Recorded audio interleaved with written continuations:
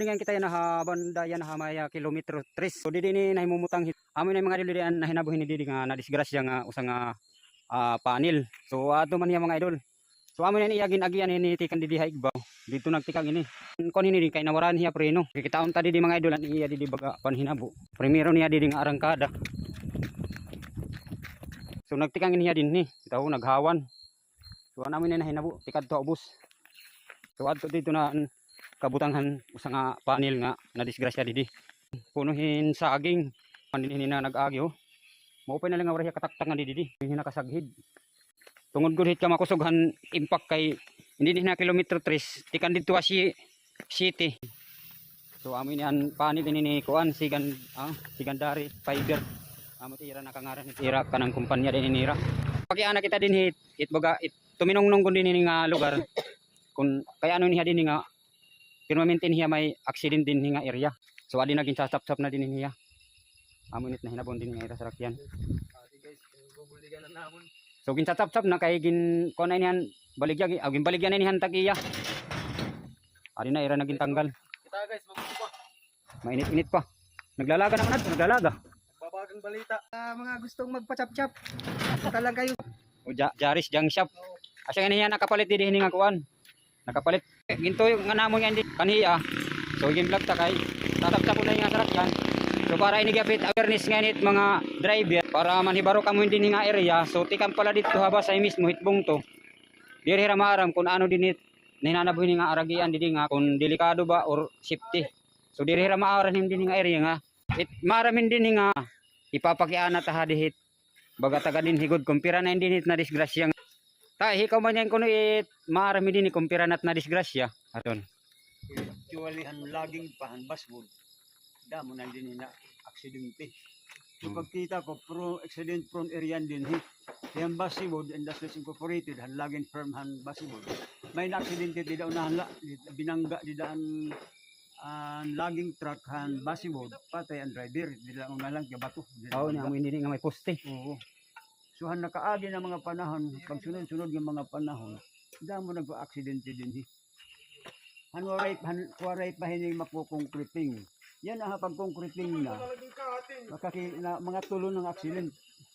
Last year didihan right side tikan didiha Abanti may dida Cruzman gyapon. So andi diha left side ang unang mga panahon mga 2 years na may liwat accident dito may babae na namatay. So accident prone area ini nga lugar. Ngan para mahibaro it Department of Public Works and Highways. And then accident prone area in dinhi. Ngan usapa damot nagkakawagra hindi nga nagbibiyahe nga taburungan nga tagiwan nga tabalanghiga kay inin usapa Chinese dish didihit may basi rotunda parahan nga diha marabot nga dihin nga basi may dulong Burungan Road. Hindi klaro dapat bubutangan nila nga ongoing projects pa under construction. Kay sukay siya na pagsiring nila pakita dito nila basi Burungan. Dami diretso rin. Damot na waran nang din May bakhad ton mga 5 years na. Nag-aayadhan unahang karubahan San Manico Bridge. Na inabot nila Wispal na Piltrangko. Ang signboard nila Cubao. Yung para ko hirang anak na yung kamo. Manila. Nga nabirin nga. Di kay ini nga unahan din ini dapat dito siguro pala siko. Basta di ka naman dayihan. Nawara hira pa kulang signages. Nga na malip side hira. Para na nga dito hakat balugan. So may mga instances luwat. Tikan hiragiwan. Tikan hasulangan. Na nangunguli nga diha may Santa Rita. Nga di iba nga mga munisipyo. Katbalugan, mga taliti, nasulod din So nakikita ko siguro ang kukakulangan lang sa nidges. Kay kadamaliwat hanawawar gabi pag hindi nakakakita hiran sa signboard na ini din nga kalsada nga basi may dolong road under construction ini. Oh tama. Under construction ini. Ngani usap pa hindi nga prone accident prone area hadto pa han laging road ngan up to now accident prone area din nga lugar kay kita na kilometer 7 ngan hiya 3 puro inilugsungon. So nakikita ini nga Nato mga biyahero, magin-aware ko din nga mga biyahera, double check if ira mga sasakyan, labi na't preno. Oo. Ngan, asya, maghihirot good. Ngan siguro makikita ng aton DPWH, maregyo man na province, na ito nga signages dito ayuson. Mhm. Nga ito mga aro, mandako on ito signages dito, may rotunda basay. Di ba may rotunda dida marabot, Mhm. balanghiga. Asit didat na nalilit hirat pag titip patuo o natitipawala. Kaya magpawala nga ni, amo tinisiring basi, may gulong Borongan Road. Under construction unta, masiring hira.